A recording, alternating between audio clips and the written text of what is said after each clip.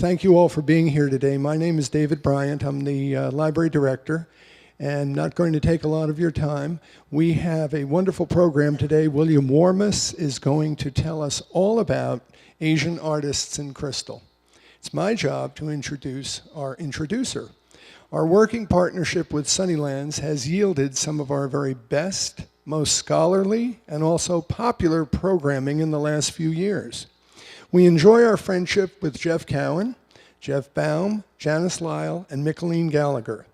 Today, Mr. Warmus will be introduced by Anne Rowe, Sunnylands Director of Collections and Exhibitions. Please welcome Anne Rowe.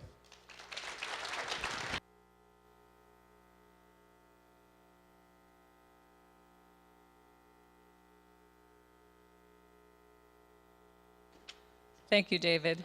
And thank you to all the staff here at the Rancho Mirage Public Library. We do indeed enjoy our partnership with you, which, as David said, is run by Micheline Gallagher at Sunnylands. I'd like to acknowledge that Jeff Cowan is here, the president of our trust. Hi, Jeff. Janice Lyle, our center director, and many of the staff who make up our team at Sunnylands. Thank you all for being here on such a beautiful day. As the curator of exhibitions at Sunnylands, it's my pleasure and my responsibility to imagine and then create exhibitions that hopefully interest you, and if I'm lucky, delight you. 2 years ago, Sunnylands librarian and archivist Frank Lopez, sitting here in the second row, stand up, Frank. He poked his head into my office and he mentioned to me with an ominous tone, "You know, Anne, the Asian Artists in Crystal Steuben collection that the Annenbergs assembled, it turned 60 in 2016. I said, "That's nice, Frank, sounds interesting." That seemed like a long way off 2 years ago. Well, Frank began combing the archives for information on this collection, its history, the Annenbergs' particular interest in the collection, their acquisition of the collection, which is fascinating, the permanent installation of the collection at Sunnylands, etc. Frank went, as we say in the research field, down the rabbit hole. Once he started eagerly buying online beautiful vintage 1950s magazine ads advertising this collection, we knew he was a goner. He was deep into it. I took off my curator hat. I placed it firmly on his head and said, "Go for it, Frank. This is your baby." 2 years later, Frank is an authority on this collection. He wrote a beautiful essay which appears in the catalog for the exhibition, which is, you can get that at Sunnylands. Frank did the very other important task a good curator does. He looked beyond the Annenbergs and Sunnylands' relationship with this glass, and he sought out a world expert to inform us all on the broader implications of this collection. How does this collection fit into the larger canon of Steuben Glass? How does this collection fit into the modern glass movement, or does it? How is Steuben Glass made? What makes this collection so special? Frank identified a world-renowned glass expert who we are happy to say agreed to collaborate with us. He absolutely answered those broader questions and beyond. He too wrote a wonderfully insightful essay for our exhibition catalog. I am very honored to welcome this esteemed scholar and our speaker for today. William Warmus's interest in glass started early as the son of a Corning art glass blower. He is a current fellow of the Corning Museum of Glass, where he was previously their curator of modern glass. The New York Times wrote a profile on William under the heading Style Maker. William is the former editor of Glass magazine and a past executive secretary of the Glass Art Society. The Wall Street Journal described a 2003 exhibition William curated called Fire and Form as, quote, substantial and delightful, what we all strive for and which is hard to hit. He is the author of more than a dozen books, including biographies of Tiffany, René Lalique, and Dale Chihuly. It is my honor to welcome to Rancho Mirage, just in from New York, glass scholar William Warmus.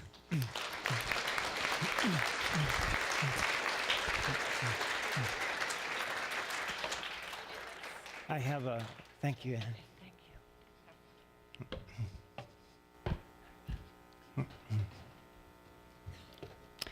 Thank you, Anne. Can you all hear me? Yes, great. I'm going to just bend over and take off my snow boots. So if you'll give me a second. It's been a delight to miss the snowstorm in New York. I especially want to thank Frank for inviting me to work on this project. He was a delight to work with. And thank you again. I think we owe him another round of applause.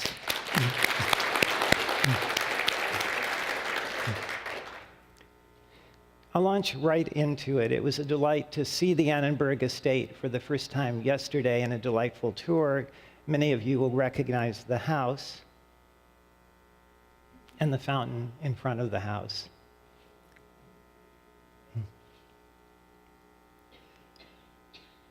I promise not to show you very many of these sort of boring text screens, but just to quickly tell you what this project is about. Asian Artists in Crystal involved a group of original artworks commissioned by Steuben Glass in the 1950s. Arthur Houghton, the head of Steuben, engaged Carl Kupp, who is a curator at the New York Public Library, who traveled around Asia interviewing artists and selecting original artworks from which the objects could be made. The objects were then the drawings were taken to Corning, and designers designed shapes, and the objects were blown, and then they were engraved with the designs of the artwork. So it was really a collaboration between the Eastern artists and the Western glassmakers and designers. The exhibition opened at the National Gallery of Art in Washington, the first and I believe the only time a glass exhibition opened there. It traveled then to the Metropolitan Museum of Art, and after that, it went to all of the different Asian nations. So it was a very high-profile project for that era in the 1950s, which is somewhat unusual. And I think we'll go into why something involving just a bunch of very beautiful vases should have attracted such a high-profile stature as to be shown at these major institutions.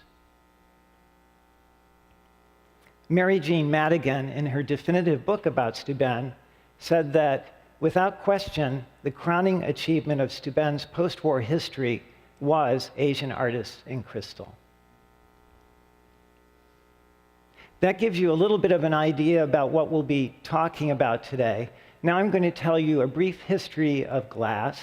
I'm going to trace the 3,500-year history of glass in about 5 minutes, so that's about 700 years a minute, and I've already wasted 100 years just telling you that. So let's go as fast as we can. If anyone has heard me lecture before, which hopefully you haven't, you'll know that I always show this particular slide. It's the pyramids and the Sphinx. And the reason I show it is because it contains all you really need to know about art. Okay, we can delve into all the deep esoteric formulas for discussing art, but what it really comes down to is a sort of interplay between realism, represented by the Sphinx, and abstraction, represented by the pyramid. They play back and forth throughout the history of art. And of course, I like to think that there also are secrets in art which are stored in the pyramid and in the Sphinx. So that's all you really need to know, except perhaps that if these are the earliest artworks, these here are the earliest collectors. Think of them as the Annenbergs. And you know, and so I imagine that Lenore would be saying, I want this because it's so perfect. And perhaps Walter would say, well, I'm more into realism, I'd like that one. I am not really sure about that. I shouldn't speak for them. The history of glass starts with ancient Egypt and winds its way through Rome, the Middle Ages. You can see here it starts with particularly clear glass, a lot of engraved glass, some more clear glass, and then back into color. It's also an interplay between opaque, colorful glass and clear glass, and it tends to be technologically interesting. The earlier glasses are colorful because they didn't have a way of making a really beautiful, clear material. Later on, they could make very beautiful, clear material in the Renaissance, so they emphasized that. Then color became fashionable once again, and the absence of color went out. So you have an interplay between those various forces. This is the very first glass furnace, if you will. It's a volcano. And it spewed molten obsidian, which is basically molten glass. And these pieces could be picked up and carved into knife blades, which were very sharp, sharper than scalpels in many cases. If this was the first glass furnace, perhaps these are the first glass makers. And if any of you have met some of the contemporary glass makers I have to deal with every day, you'll know that the testosterone levels are pretty high, and these boys can go crazy sometimes, but we love them. This, in my opinion, is the first very important work in glass. It's glass and metal together, so it's the famous Mask of Tutankhamun. All of the inlays, or most of the inlays, are glass strips. So glass appears on the stage in ancient Egypt, already working in very important context with the royal household, with the palace. You'll find that glass begins its history most comfortably in association with palaces because it was always a very expensive material to produce. A detail. The black pupils of the eyes are made out of obsidian.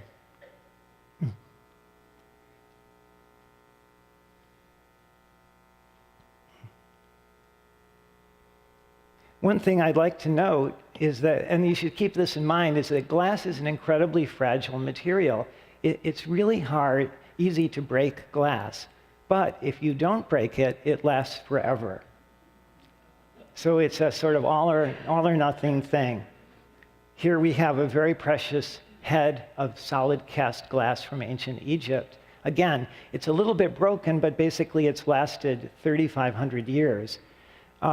It would be great if they were actually this big, but the technology to make glass in this scale did not appear until the 20th century. The head is actually about this big, about an inch tall. But you can see how the ancient sculptor was able to work the glass and get a tremendously lifelike appearance. In the Middle Ages, they found a way to make flat, transparent glass, and they used it in the cathedrals. And this was when glass became, by popular acclaim, perhaps the highest art form of the era, and a narrative art form, a way of telling stories. Now, please, I'm skipping through big periods of the history of glass because we only have a few seconds left. We're in the 20th century with Louis Comfort Tiffany. If glass was a great material in association with the palace, it was also a material that attracted showmen, people who liked to put on a show because glass was big and glitzy and it was a powerful medium. Tiffany knew this best. Here he is dressed as an Egyptian potentate. And these are some of the objects he would make. He would make objects, for example, like this nautilus shell vase, worthy of something that Captain Nemo might have kept on his submarine 20,000 leagues under the sea. Or this beautiful magnolia window with three-dimensional magnolia blossoms. Now, it was during this period of the first half of the 20th century that Art Nouveau and colorful glass came to fruition. But if you remember what I was saying, there's a tendency in glass to shuttle back and forth between one trend and the other.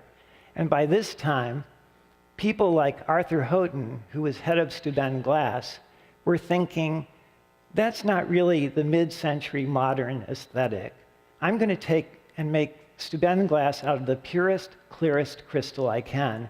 And we're only going to use clear crystal, and we're only going to engrave it. And that's going to be our entire business. So that resulted in work like this. He hired a number of famous artists like Matisse to do designs. This is Noguchi. It's a very beautiful clear glass platter with a very simply engraved cat. Arthur Houghton felt this was what 20th century modern houses wanted. It was what the aesthetic that he felt was appropriate for that era. And he had great success at Steuben. It's the sort of thing that attracted the Annenbergs. This is the factory for Steuben in upstate New York at Corning. I'm going to now jump to the end of the history of glass, and then I'm going to go back and talk just specifically about the Asian artists in crystal.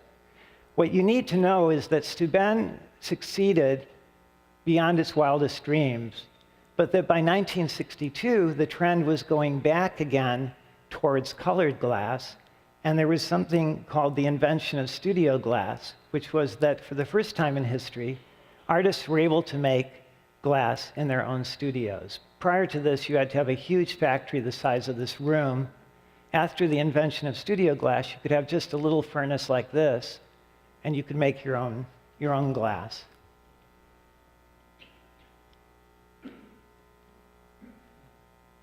Here's a typical blowing team. The objects in Asian artists in crystal were mostly blown by teams like this, where you have a master here, Lino Tagliapietra, for example. Here's the blowpipe. Here's the object at the end of the blowpipe. And here's the assassin about to kill Lino for stealing the secrets and taking them away from Venice. Well, it's a good story anyway. Studio glass attracted modern experimentation, where a really ugly bubble, something that would have been anathema to Steuben, was considered art.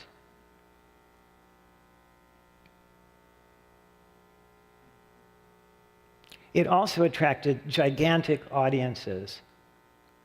People love watching glass being made. This is the audience in Corning at a recent event, hundreds, if not thousands, of people watching it. In a way, this was the end of Steuben. Studio glass killed Steuben. Some of you may know that the Steuben factory shut down several years ago. And it was really because the collectors moved from collecting Steuben and its beautiful mid-century clarity to collecting the colorful aspects of studio glass. That's, perhaps just fate. And of course, Dale Chihuly became the central maestro. But things don't ever change, do they? Again, this is Dale Chihuly's famous chandelier in the Victoria and Albert Museum. And if you look down below, down here, you'll see Dale explaining the chandelier to the Queen of England. Again, patronage on a royal scale, which began in ancient Egypt, is as common today. What I also like about this photo is some of you who know Dale know that he likes to dress in really brightly colored shirts. And this is the only time I've ever seen him outdone in terms of the color of his outfit. How was it that the Queen of England knew to outdo Dale Chihuly?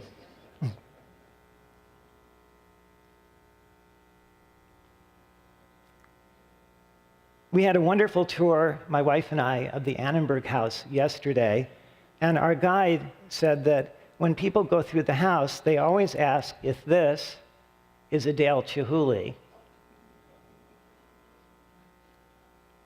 Well, I can tell you with my practiced eye that it's not. But it's interesting because it does indicate that his name has penetrated the consciousness to a degree that Steuben would have penetrated 50 years ago. But we're still seeing a renaissance of transparency as well. The transparency is in large-scale architectural glass, like this beautiful clear glass cube for the Apple stores. So we play back and forth between color and transparency all the time in glassmaking. It's a very healthy way to go. So again, now we're going to talk about Asian artists in crystal and look at it from several points of view. It's a wonderful series, but these objects, when you look at them over at the Annenberg estate, they're about this big. They're engraved with very delicate engraving. They're very subtle works of art. I think that one of my goals in the next 40 minutes or so is to simply show you a lot of images help you understand a little bit of what to look for and the scope of the exhibition. It was opened in the 1950s. The Annenbergs acquired a complete set in 1971. What does that mean? Well, Steuben made 36 pieces of Asian artisan crystal, a couple for each country, and you could order more, so that if you wanted the one by the artist in Japan, you could order it from the Steuben store. The Annenbergs bought the only complete set of all the pieces that we're aware of, and now that Steuben is closed, there will never be any new ones made. So chances are this will be the only complete set that will ever exist. Many of the other pieces were given to the nations of the artists. So if you go to Sri Lanka, for example, you can still see the pieces made by the Sri Lankan artists in their national museum today. And if anyone would like to hire me to do some research, I'm more than willing to travel to all of these museums and verify that they're... The Annenbergs were, as we all know, absolutely major art collectors. When they donated their collection to the Metropolitan Museum when he announced the donation in 1991, the New York Times said it was worth over $1 billion at that time. You go through the house today and you see reproductions, but you realize that they were collecting at the very highest level with Van Gogh and Gauguin. They had impeccable taste. A Wyeth image of Ambassador Annenberg. And his favorite piece from the Artists in Crystal exhibition, New Year in Formosa by a Taiwanese artist. You can see here a dragon and the figures underneath the dragon.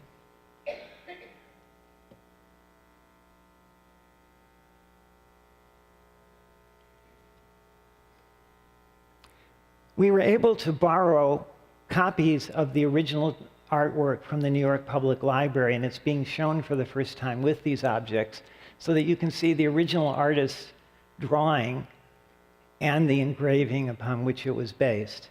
And that'll be very helpful for you. There are major differences which you should keep in mind, which is the fact that glass is a sculptural medium and that they could work in the round. So they did not take this dragon and apply it just to the front of the vessel, but instead they wrapped the dragon around the vessel so that you could actually see it in 3 dimensions. So you see here the head of the dragon, but it goes way behind and around the vessel form. Keep that in mind when you look at the objects. That was one of the major additions that the Steuben designers did, was to realize that they could translate these drawings into 3 dimensions.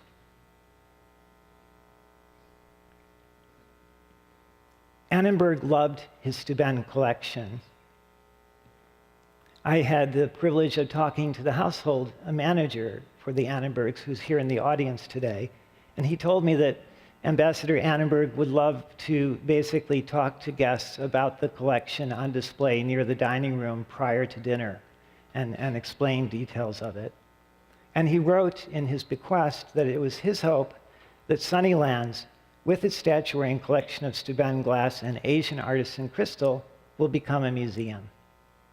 And so it has. But there was a lot more to Asian artisan crystal than just a beautiful show of Asian artists translated into glass. This project represents an interesting chapter in the history of art as diplomacy. Why did it open at the Metropolitan Museum of Art? Why was it that the Secretary General of the United Nations, Dag Hammarskjöld, opened it there?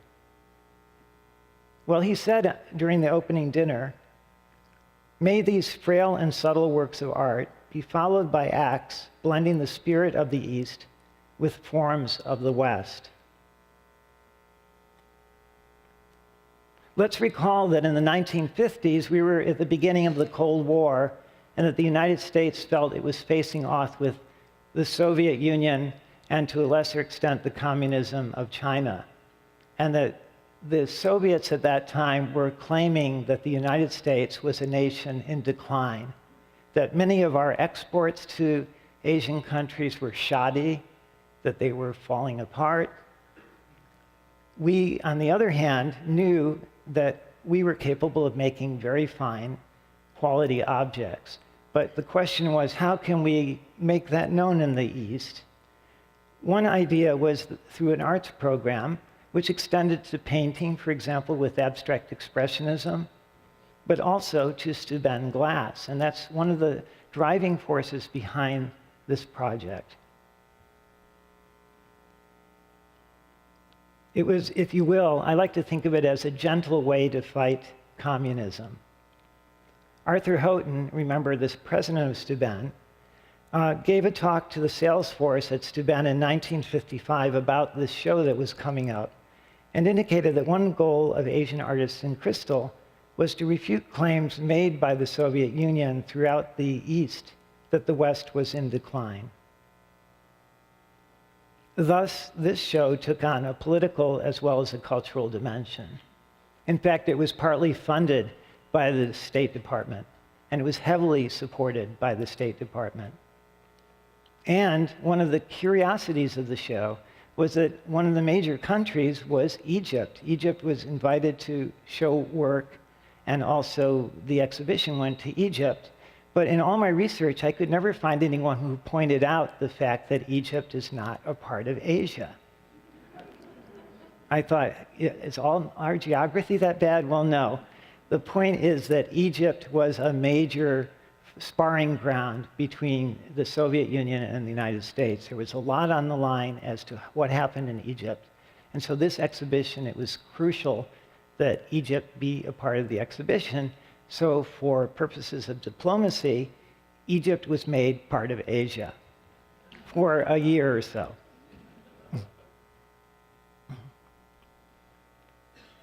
Thinking about all this, it was really interesting for me to go into what they call the memory room at the Annenberg estate, which is a room where the Annenbergs have assembled pictures of many of the very famous guests. Basically, everyone who is famous politically passed through the doors, or it seems like it.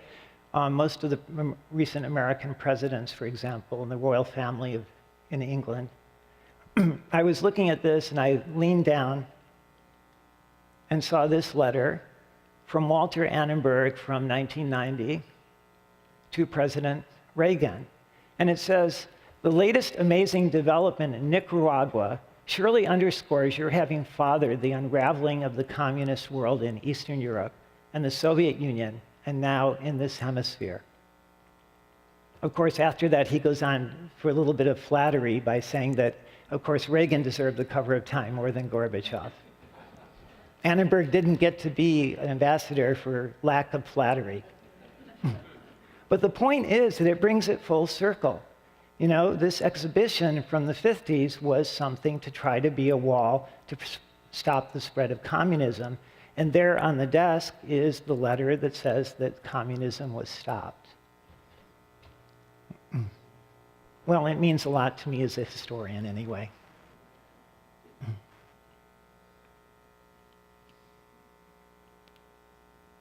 But let's think about something else that maybe we forget about. I think that art can be a major force towards serenity. Victoria Newhouse, in her book, Art and the Power of Placement, talks about how where a work of art is placed is very important. If it's like a statue of a Greek goddess placed at the top of a staircase at the Louvre, it's much more important than if it's placed in a Target department store, for example. The Annenbergs had a perfect place that was more like the Louvre than like Target to place these works of art. Art signifies wealth and power, but I think it can also encourage a thoughtful atmosphere as a backdrop for diplomacy. I really think the Annenbergs felt that Sunnylands was this beautiful, serene backdrop where everything was taken care of and where the diplomats could meet in privacy and discuss the issues of the day. And frankly, that Asian artists in crystal could play at least a small role in all of that process. So, these views are just amazing. They're picture perfect, literally. And you can see how the diplomats would enjoy being at the house. The spectacular views. And one of the Asian pieces, the goddess Tara from Sri Lanka. Tara represents watchfulness, awareness, peace, faith, and hope for an orderly life. And I'd like to think that that is one of the goals of a serene, art-like environment. And here you see the original drawing of Tara that was translated into crystal. So if you went to Sunnylands and you sat at this table, and there are pictures of President Obama with the president of China in this room, you would look over here and you would see Asian artists in crystal. So it was very much a part of their life, something that they would refer to, something that you would be at least subliminally aware of.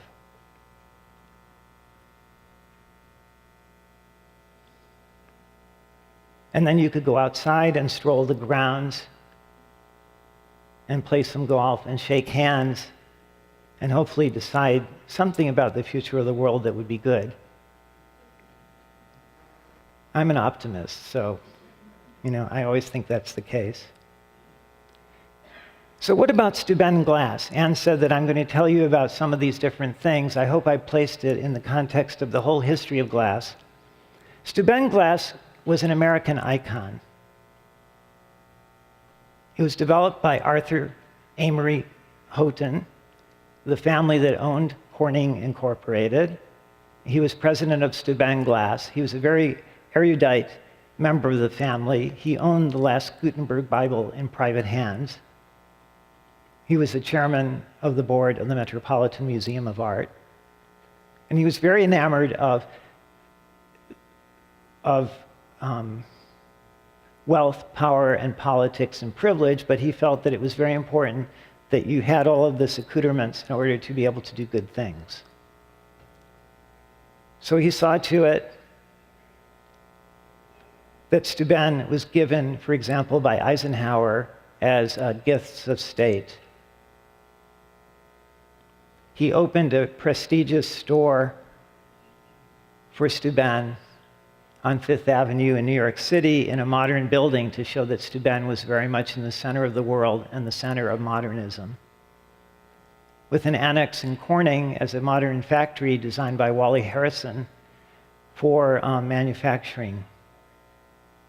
They hired famous artists like Noguchi, Georgia O'Keeffe, to show that artists could work in glass and that it was an important material to be considered as a medium for art. And again, these pieces were made in the late 1940s. They were done by this esoteric process of copper wheel engraving. Here's the plate. The engraver would hold the plate, and these are the copper wheels. The copper wheels would be in here and would rotate and would be pressed against the plate and make a small mark. There'd be some water dripping down here. So you would have to hold sometimes a heavy vessel and actually press it to the instrument. It's the opposite of the way artists work, where they take a brush and press it against the canvas. You're it would be like if Rodin were picking up his whole glass sculpture and pressing it against a chisel. It's this kind of absurd way to work, but it results in some very beautiful kinds of engraving and cutting that has a certain rough, awkward charm to it. The engravers were directed by the designers, people like Sidney Waugh, shown here, who would make designs for the vessel forms. It was an East-West collaboration for Asian artists in crystal. The artists produced drawings and paintings, and the Steuben designers developed the forms and the shapes of the vessels upon which the artwork would be engraved. So, for example, in the goddess Tara, this was the artwork by the artist, and this was the design by the Steuben designer. And they had some fun. For example, the goddess is on a lily pad, so they made the vessel itself a lily pad as well. So you can see here that the engraved lily pad is echoed by the three-dimensional lily pad of the base. Or for example, in the floating village by a Vietnamese artist and designed by Lloyd Atkins, you can see that the base of the vase echoes the stilts of the village. So here's the village on stilts. Stilts here and the stilts of the vessel itself. I think one of the most successful ones was a piece known as Eve by Fozzie in Egypt with George Thompson as designer. It's a flock of hawks overhead, and Eve sits next to her victim as the sun sets. This is a little bit obscure. I'm not really sure of the whole story, but Eve has evidently shot one of the hawks, and there it is, dead here. But it's a traditional tatsa form where you have a bowl at the top and a base, but the bowl represents the sky and the base represents the earth.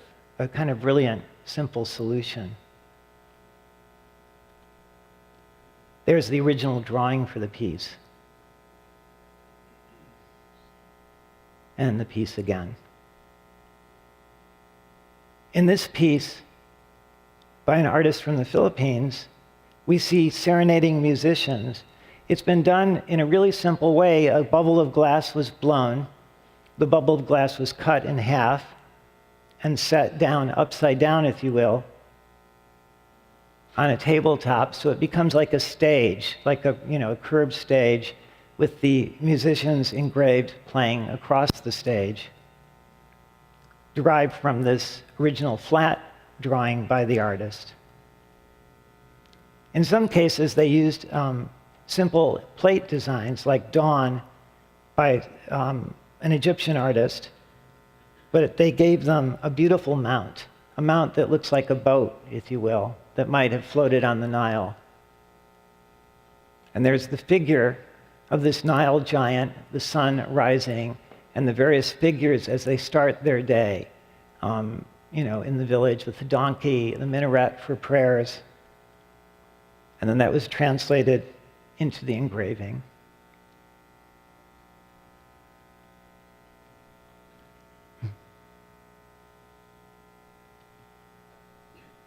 Okay.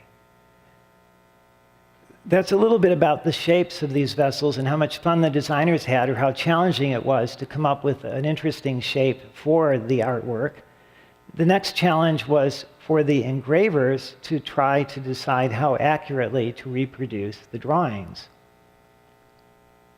In this piece, Monkeys, by an artist from India, we see here the artist's original very simple sketch. And you can see that the engraver has followed it, I think, pretty accurately. The lines are actually a very accurate portrayal.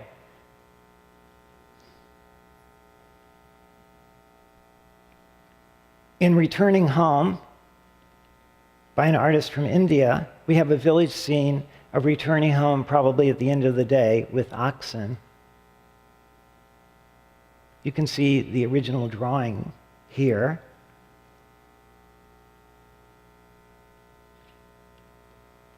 And if we look at the two of them together, let me see.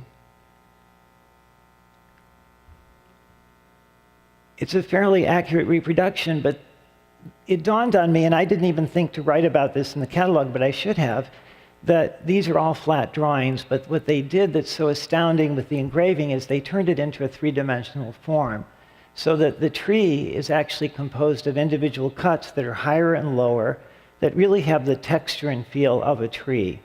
So that actually that was perhaps the main aesthetic contribution of the engraver, was to take these drawings and make them slightly three-dimensional. This is a bowl called Gazelles by a Syrian artist, a beautiful design of gazelles going around in a circle. What was interesting was that this was based, or that Steuben had done the same theme of gazelles in its famous gazelle bowl prior to World War II. Did the artist know about the gazelle bowl? I don't know. I kind of doubt it. My understanding is that the artist was looking at traditional Syrian ceramic forms of gazelles moving along. So it's very possible that the artist who did the Steuben gazelle bowl had been looking at Syrian forms. It plays back and forth. We may never have a real answer, but you can see the gazelles here and the engravings here.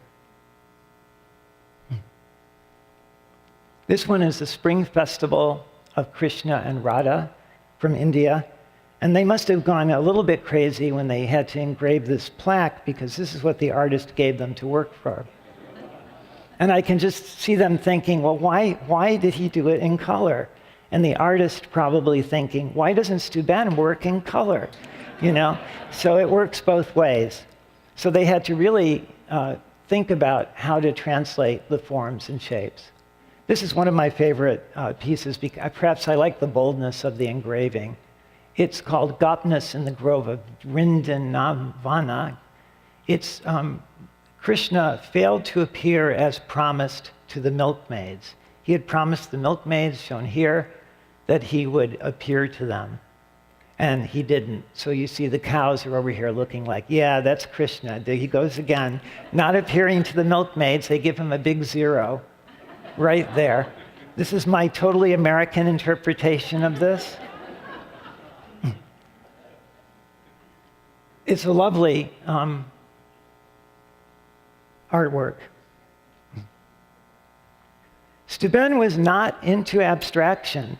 In the 1950s, abstraction was the leading art form. If you were a realist artist, you were set to one side. Who remembers Raphael Sawyer in this room? Anyone? Ah, there is a hand. Thank you. That's good to know. So there really wasn't any abstraction, with 1 or 2 exceptions in this whole project. There was something called the image of ink movement in the East in the 1950s that took inspiration from Western abstraction.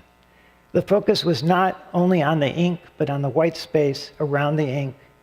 And in Steuben, the equivalent, I think, is that we can think of the purity of the clear crystal as the abstract space of Steuben, and that the engraving floats in a space of abstraction. But that's about as close as Steuben would have ever gotten to abstraction. So an artist, for example, from Japan or from China made this artwork, which was then translated into this plaque. Again, a sort of calligraphy floating on an abstract ground, which would have been white in the original, but now is a crystal piece, with the saying, advance the upright and set aside the crooked, and the people will submit. It's funny because the first half of this is very different from the part about the people submitting, and it reminds me of the political campaign going on today, but I won't touch that. Lone bamboo in all its gracefulness. Painting from memory rather than from nature was something that was sought after in Eastern art forms. So the artist submitted this beautiful ink bamboo plant, and the engraver must have really enjoyed translating the calligraphy of that white space, black on white, to engraving on clear. So it's a kind of parallelism that's rather beautiful and successful, I think.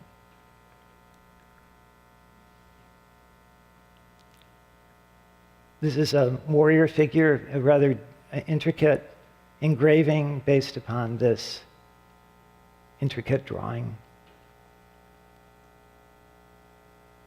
And here we have a unicorn, an ancient tradition that's made modern in Steuben glass in just a solid cast block. But this one feels definitely more mid-century modern than many of the other pieces in the collection.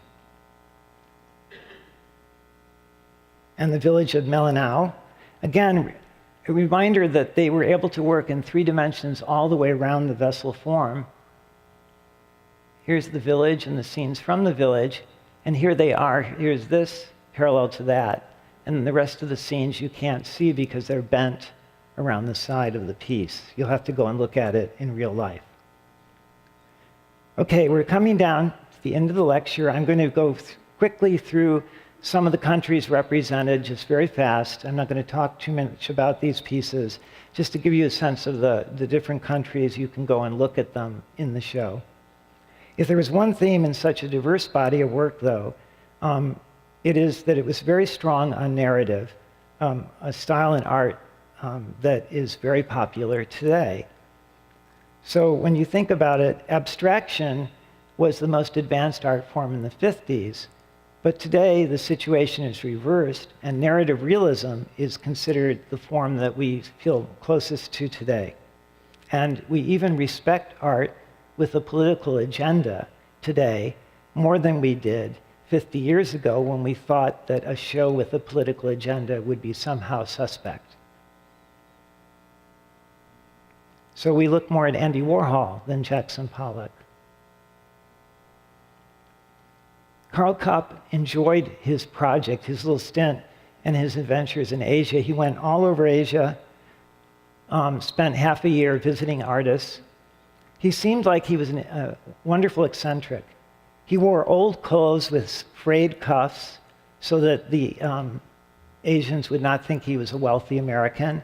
And yet at the same time, he sent a runner ahead to say, the man from Steuben is coming. It was kind of a contradiction. In Jakarta, he learned to be very careful out on the street on Monday and Thursday, which were bumping days, the days that the Indonesians would bump the Dutch population, showing their dissatisfaction. And to every speaker's total dread, and I'm feeling happier by the minute because I'm almost done with this, to every speaker's dread, he arrived in Ceylon at the airport, and the ambassador greeted him and said, "Great, you're here. In 10 minutes, you're going to speak to 22,000 school children in the stadium," with no announcement of what the topic would be. But he survived. He picked these wonderful artworks, and the rest is the history of the show.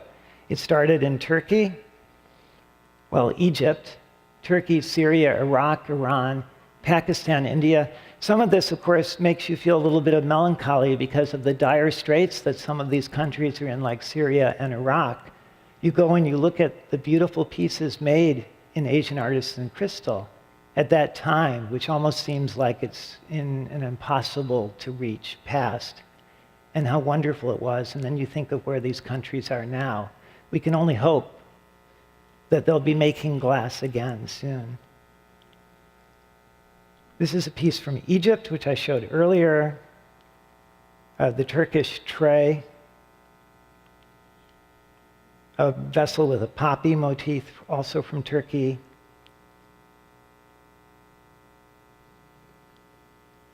This was President Eisenhower's favorite piece in the collection. It's a cypress tree that also matches the vessel and the attenuated vessel. We're told that Eisenhower spent 30 minutes looking at the exhibition in the National Gallery. Can you imagine a president today spending 30 minutes doing anything like that? Lions rampant from Iran, based on an archaeological design with the drawing. The crane from Iran. You can see the crane surrounded by flowers. The blind minstrel who has could only afford a one-stringed instrument. The drawing there. From Sri Lanka. It was interesting that when the Sri Lanka pieces, when Frank, I believe, wrote to try to find information about it, the local critic, realizing that people like George Cate, I believe it's pronounced, was a famous artist in Sri Lanka, published an article in the newspaper in Sri Lanka about our project, based upon, I believe, Frank's contacting them. So the show still has a life in these countries. Work from India, and moving along from India to Myanmar and Thailand. This piece, the Siamese Angel, is the only piece by a woman artist in the exhibition. Another work from Thailand, Myanmar,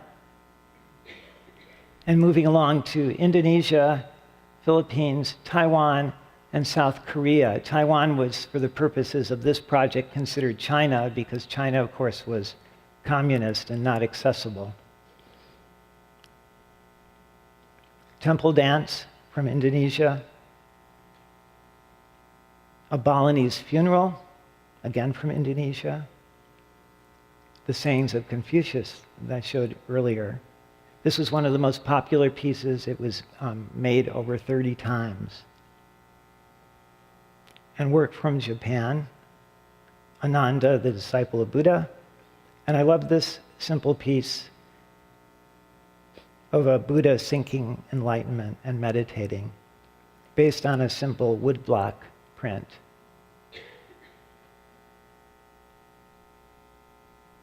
I can't talk, I don't have the time to talk about Asian artists today, except that they are working in glass on a major scale again. And we'll have to let this piece by Ai Weiwei represent all of them. It's a block of glass that's 1 meter on a side that was shown at Art Basel and sold at Art Basel for $900,000 last year by a dissident Chinese artist. So again, there is that narrative and political dimension to the work. On the way out of the Annenberg estate yesterday, we drove by their graveside here. And I really do hope that they felt that the Asian Artists in Crystal series would have a life beyond them and would continue to live and breathe beyond them. And I hope that we can evoke and channel them a little bit in this room today and thank them for their generosity in thinking about this series and their beautiful home. It certainly does have a life. I believe that President Obama and the leaders of Asian nations are coming to meet here in a couple of weeks, and hopefully they will see this exhibition and perhaps be moved to a serene state rather than an argumentative one. Here is Obama with the president of China at the House a year or two ago, when they probably saw the saying of Confucius, to advance the upright and set aside the crooked. And the people will submit, or maybe the people will be serene. You certainly could not help but be serene living in this house, could you?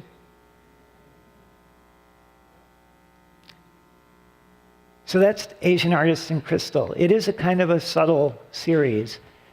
I hope you will go. I hope what I've said will help you understand it a bit more and that you can come to a real appreciation of it. And I thank you so much for spending your time with me today. Thank you.